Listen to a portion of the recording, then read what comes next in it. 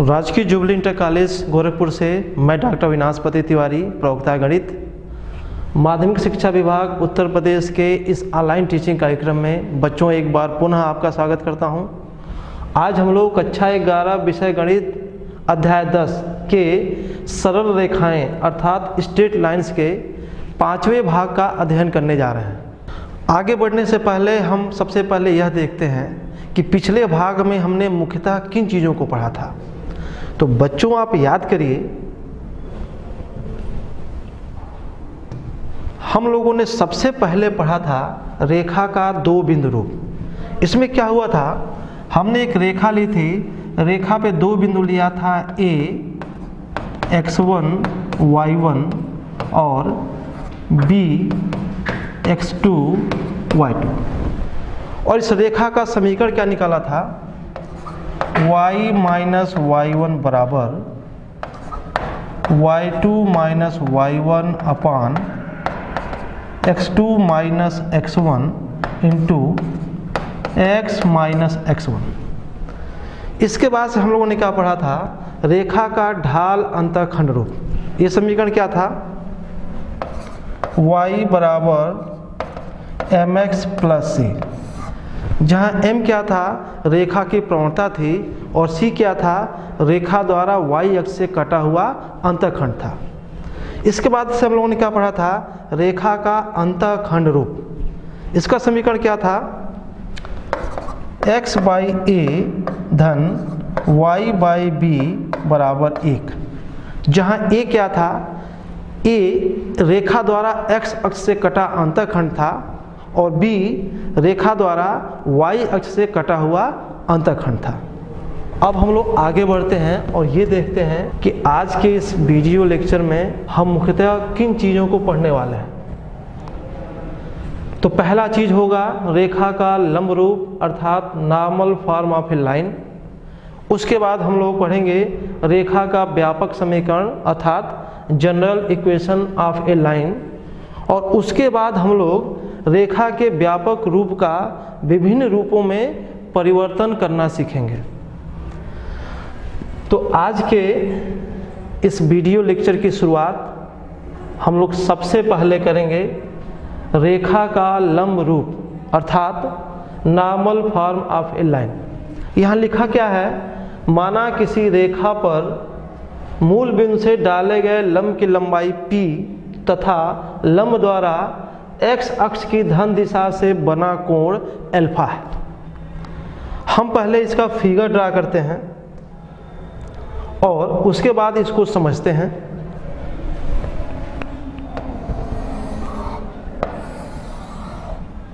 ये x अक्ष, ये y अक्ष और ये मूल बिंदु। मान लीजिए कि यह हमारी रेखा है जो x अक्ष को बिंदु A पर और y अक्ष को बिंदु B पर काट रही है। हमसे कहा जा रहा है कि रेखा पर मूल बिंदु से डाले गए लंब की लंबाई p है। मूल बिंदु से रेखा पर लंब ड्रा कर देते हैं। मानते हैं कि यह लंब रेखा को बिंदु N पे काट रही है। लंब की लंबाई p कहा जा रहा है, तो हम इसको p कह देते हैं। चूँकि ON रेखा AB पे लंब है, इसलिए यह कोण 90 डिग्री का हो जाएगा। अब अगर हम त्रिभुज OAN में देखें तो ध्यान देंगे 90 डिग्री के सामने की भुजा कर्ण कहलाती है, तो OA हमारा कर्ण होगा। साथ ही हमसे कहा जा रहा है कि लंब x अक्ष की धन दिशा से अल्फा कोण बना रही है, तो यह हमारा कोण अल्फा दिया है।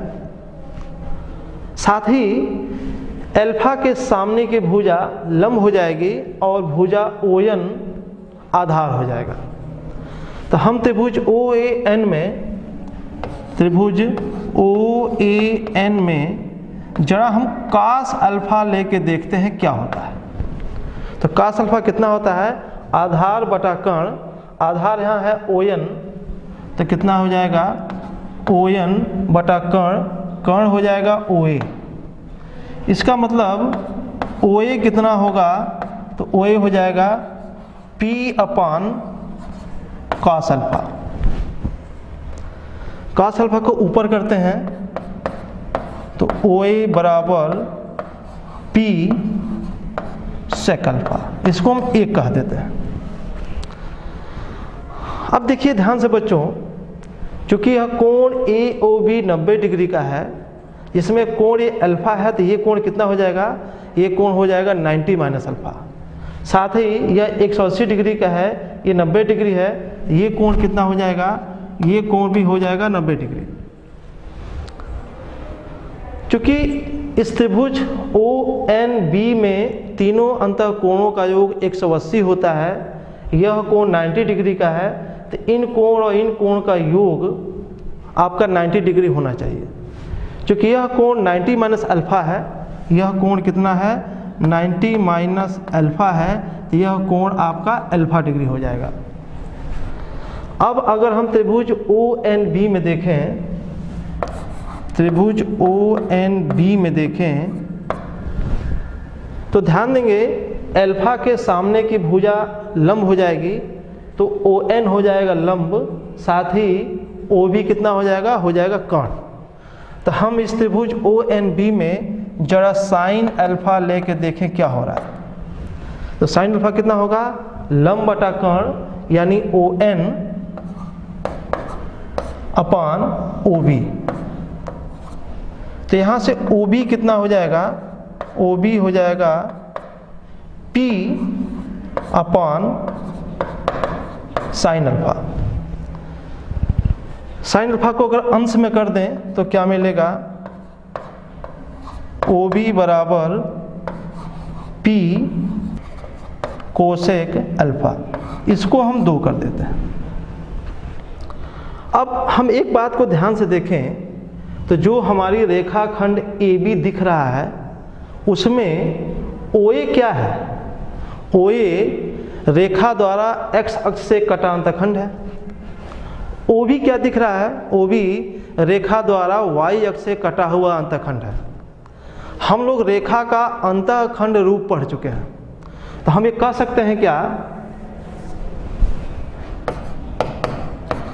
रेखा AB का समीकरण कितना होता है, x अपान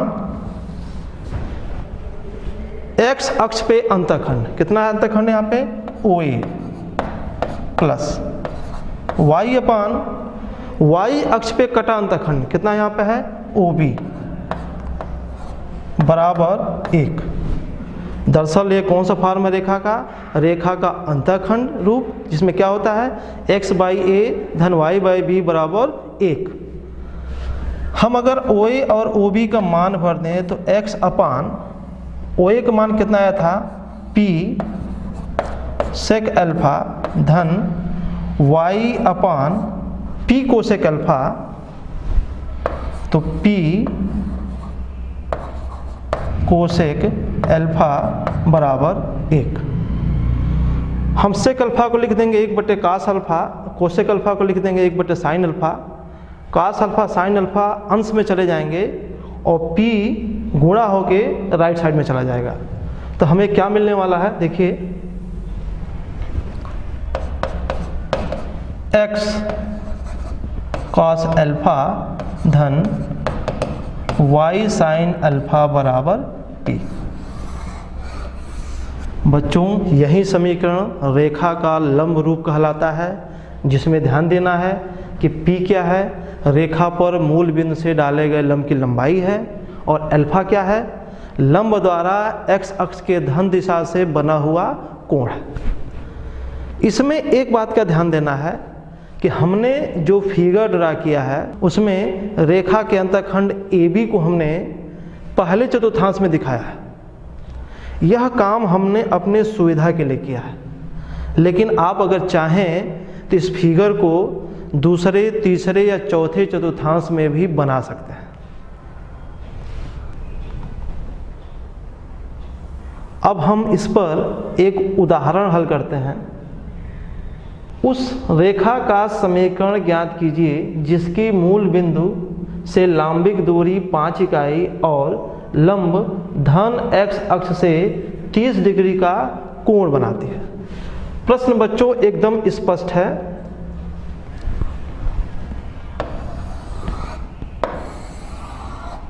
एक्स अक्ष, वाई अक्ष, मूल बिंदु, ये हमारी रेखा है। रेखा पर मूल बिंदु से जो लंब डाला गया है वो P है। लंब द्वारा एक्स अक्ष से बना कोण अल्फा है, ये बिंदु N है। प्रश्न में कह रहा है क्या कि P का मान कितना दिया है, 5 इकाई, और अल्फा का कितना मान दिया है, 30 डिग्री। स्पष्ट है कि यहाँ पर रेखा के लंब रूप की बात हो रही है। तो रेखा का लंब रूप कितना होता है, रेखा का लंब रूप कितना हमने पढ़ा अभी, एक्स कास अल्फा धन वाई साइन अल्फा बराबर P। This imply x cos alpha यानी कॉस 30 डिग्री धन वाई साइन अल्फा यानी साइन 30 डिग्री और बराबर P का मान हमने भर दिया 5। आगे बढ़ते हैं तो x कॉस 30 डिग्री कितना होता है, √3/2 प्लस y साइन 30 डिग्री 1/2 बराबर 5। 2 का हम दोनों पक्षों में गुणा कर देते हैं, कितना मिलेगा, √3x प्लस y बराबर 10। यही हमारी रेखा का समीकरण हुआ।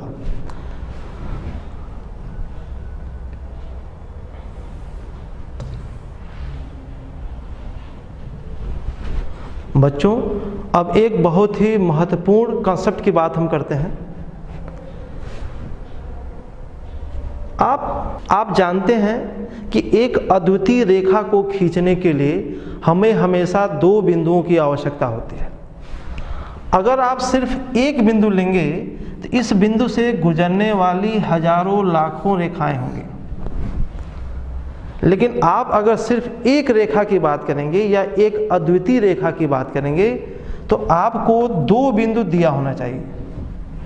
इन 2 बिंदुओं को किसी स्केल या इंच पटरी से मिला देंगे तो आपको सिर्फ एक रेखा प्राप्त होगी। इसका अर्थ ये हुआ कि एक रेखा खींचने के लिए हमें 2 बिंदु चाहिए, अर्थात 2 प्रतिबंध चाहिए।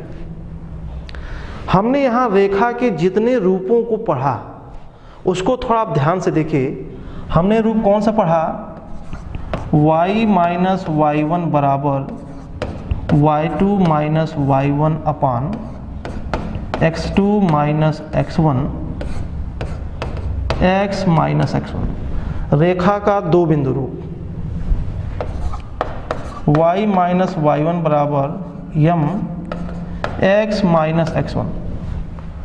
रेखा का बिंदु ढाल रूप y बराबर mx प्लस c। रेखा का प्रवणता अंतःखंड रूप या ढाल अंतःखंड रूप x बाई a धन y बाई b बराबर 1। रेखा का अंतःखंड रूप x cos अल्फा धन y साइन अल्फा बराबर p। रेखा का लंब रूप। आप इन सारे रूपों को ध्यान से देखें तो 2 बिंदु रूप में 2 प्रतिबंध क्या दिया है, रेखा पर 2 बिंदु होना चाहिए। बिंदु ढाल रूप में क्या है, रेखा पर 1 बिंदु दिया गया है और रेखा की प्रवणता यानी कि ढाल दिया गया है। y बराबर mx प्लस c। प्रवणता अंतःखंड रूप में प्रवणता दिया गया है, y अक्ष पे अंतःखंड दिया गया है। x by A plus y by B बराबर 1। अंतःखंड रूप इसमें क्या दिया है, यहाँ भी 2 चीज़ें दी गई हैं, x अक्ष पे अंतःखंड a, y अक्ष पे अंतःखंड b। साथ ही नॉर्मल रूप यानी लंब रूप में क्या दिया गया है, अल्फा और p। अल्फा क्या है, लंब द्वारा x अक्ष के धन दिशा से बना कोण, और p क्या है, लंब की लंबाई। इस प्रकार से हम देख रहे हैं कि रेखाओं के इन सभी रूपों में आपको हमेशा दो प्रतिबंध की जरूरत पड़ती है।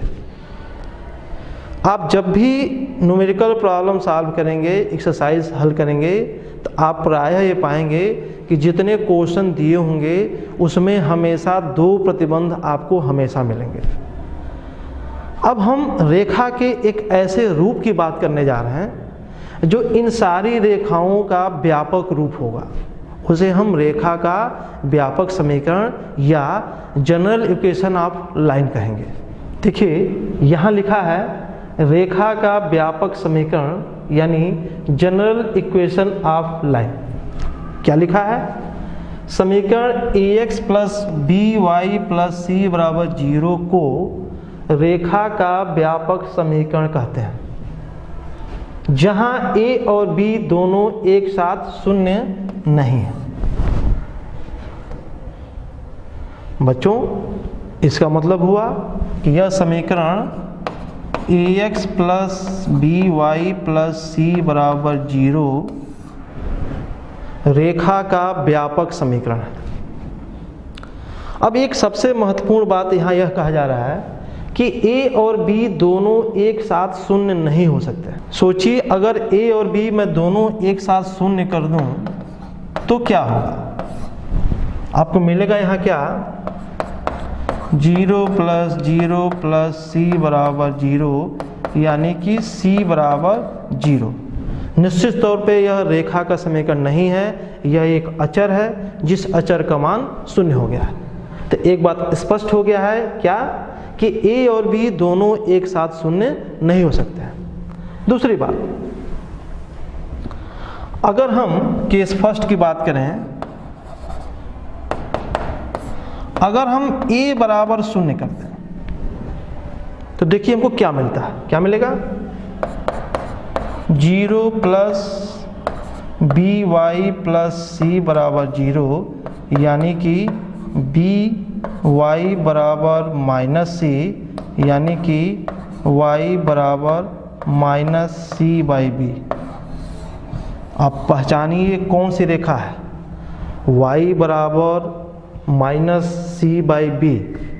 यह x अक्ष के समांतर एक सरल रेखा है। देखिए कैसे? x अक्ष, y अक्ष, मूल बिंदु, y बराबर माइनस c बाई b। यही रेखा है y बराबर माइनस c बाई b। अगर माइनस c बाई b की वैल्यू धनात्मक होगी तो यह रेखा x अक्ष के ऊपर बनेगा। अगर माइनस c बाई b की वैल्यू ऋणात्मक होगी तो यह रेखा x अक्ष के नीचे बनेगा। साथ ही b और c का मान आप बदलते जाएंगे, नए नए वास्तविक संख्या रखते जाएंगे, तो आपको एक रेखा नहीं बल्कि बहुत सारी रेखाएं मिल जाएंगी। तो इसका अर्थ ये हुआ कि y बराबर minus c by b x अक्ष के समांतर बहुत सारी रेखाओं का समीकरण है, जिसमें एक रेखा नहीं बहुत सारी रेखाएं छुपी हुई हैं। इसी प्रकार से अगर हम केस 2 की बात करें और हम b का मान अगर शून्य कर दें तो देखिए क्या मिलेगा?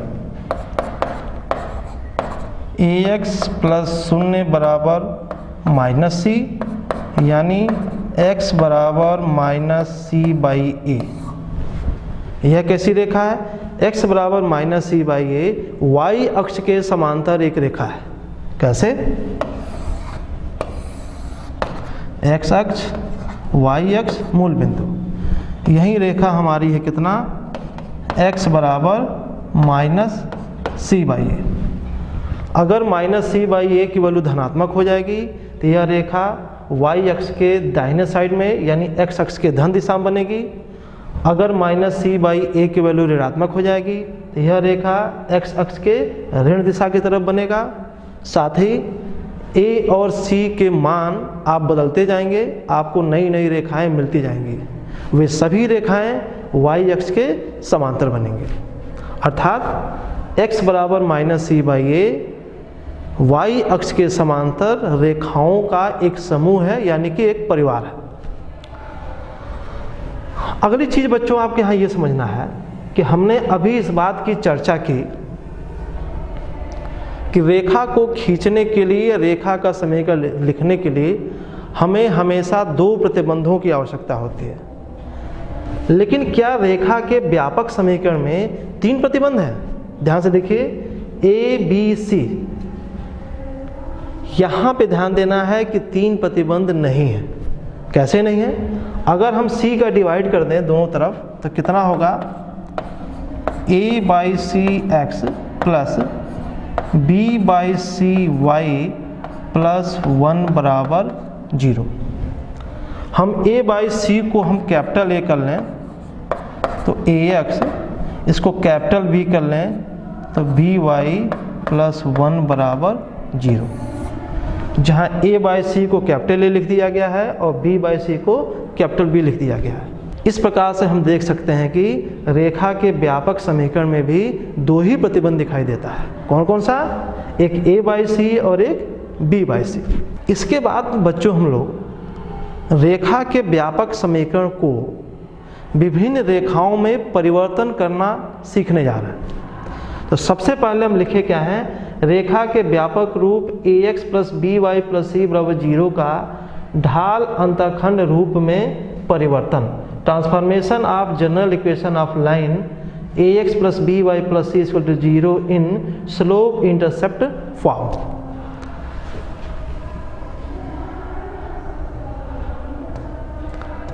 यहाँ पर रेखा का व्यापक समीकरण कितना है? ax plus B Y plus C बराबर 0। हमें पहले यह तैयार होना है कि रेखा का स्लोप इंटरसेप्ट फॉर्म क्या होता है? y बराबर mx प्लस सी। यानी हम इस रेखा को y बराबर mx प्लस सी के रूप में परिवर्तित करने जा रहे हैं। देखिए कैसे? बी वाई बराबर माइनस ax माइनस सी, यानी y बराबर minus a by B X और plus minus C by B. ध्यान से देखिए, y बराबर mx प्लस सी रूप में यह रेखा बदल गई। यानी पूछा जाए कि इस रेखा की प्रवणता कितनी है तो कितना दिखाई देगा? m बराबर माइनस a बाई बी। पूछा जाए इस रेखा का y अक्ष पे अंतःखंड कितना होगा तो क्या दिखाई देगा? Minus C by B. हम कह सकते हैं क्या? इसलिए रेखा ax plus B Y plus C बराबर 0 की प्रवणता कितना दिख रहा है? Minus a by B. बढ़िया है बच्चों कि आप इसे याद भी कर लें। क्या याद करना है? कि रेखा ax plus B Y plus C बराबर 0 की प्रवणता कितना होगा? Minus a by B. साथ ही आप ये भी याद कर सकते हैं क्या? y अक्ष पर अंतःखंड कितना दिख रहा है आपको? Minus C by b. अब हम इस पे एक उदाहरण लेते हैं। उदाहरण, रेखा 3x प्लस 2y माइनस 12 बराबर 0 को ढाल अंतःखंड के रूप में बदलिए। रेखा क्या लिखा है? 3x प्लस 2y माइनस 12 बराबर 0। इसको हम कैसे लिखेंगे? 2y बराबर माइनस 3x प्लस 12। 2 का हम दोनों पक्षों में भाग कर दें तो y बराबर माइनस 3/2 x प्लस 6 2। यही समीकरण दिए गई रेखा का ढाल अंतःखंड रूप हो जाएगा, जहाँ यम का कितना मान है? माइनस 3/2। यानी प्रवणता कितना है? तो माइनस 3/2। साथ ही c कितना है? c का मान है 6। यानी y अक्ष पे अंतःखंड कितना है? 6। आगे हम बढ़ें रेखा के व्यापक रूप ax plus B Y plus C बराबर 0 का अंतःखंड रूप में परिवर्तन, अर्थात transformation of general equation of a line ax plus B Y plus C बराबर 0 इन इंटरसेप्ट फॉर्म। हम रेखा के व्यापक रूप को अंतःखंड रूप में बदलने जा रहे हैं। देखिए कैसे, ax plus B Y plus C बराबर 0, हम क्या लिखने जा रहे हैं, तो ax प्लस बी वाई बराबर माइनस सी। माइनस सी का हम दोनों पक्षों में भाग दे रहे हैं, कितना होगा, ax upon minus C plus B Y upon minus C बराबर 1। हम इसको लिख सकते हैं कैसे, x upon minus C by A plus Y upon minus C by B बराबर 1। बच्चों, यही रेखा का अंतःखंड रूप हुआ, जिसको कि हम लोगों ने व्यापक रूप को बदल के प्राप्त किया है। इस पर हम अब एक उदाहरण लगाते हैं। उदाहरण, रेखा 3x माइनस 3y बराबर 6 को अंतःखंड रूप में बदलिए।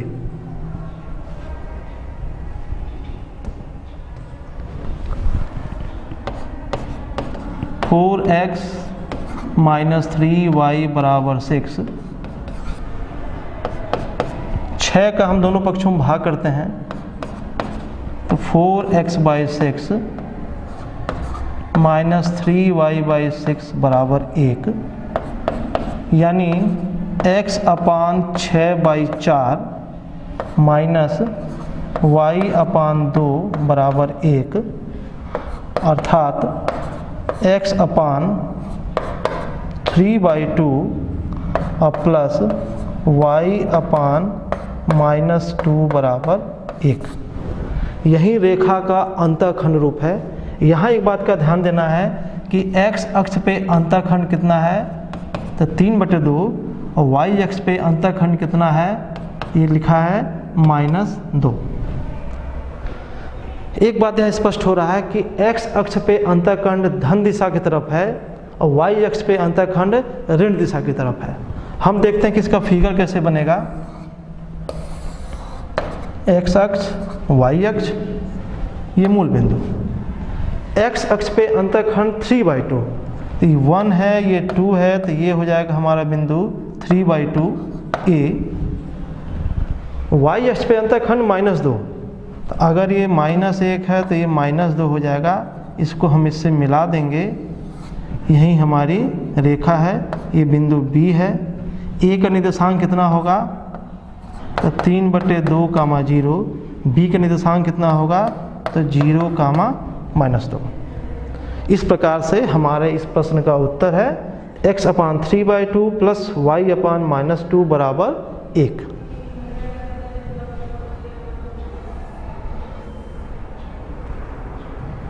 इसके बाद बच्चों हम आपको गृह कार्य दे रहे हैं। आज का गृह कार्य हमारे सरल रेखा के 5वें भाग पर ही आधारित है। मुझे विश्वास है कि आप इन दोनों प्रश्नों को बड़े आसानी से हल कर लेंगे। इसके बाद बहुत जल्द हम लोग सरल रेखाओं के 6वें और अंतिम भाग के साथ प्रस्तुत होंगे। Okay, thank you.